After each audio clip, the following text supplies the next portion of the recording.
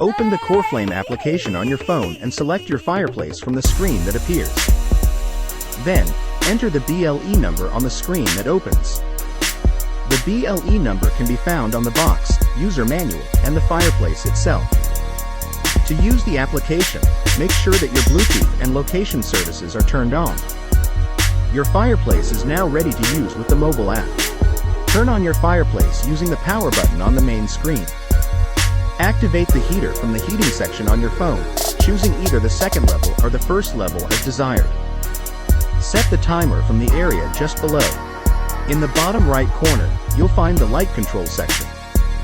From here, you can choose your preferred color for lighting, turn the flame effect on or off, or adjust the brightness of the wood. In the bottom left corner, in the music section, you can adjust the 10 ambient sounds that are pre-recorded, control the volume, and also play your desired music from music apps via Bluetooth.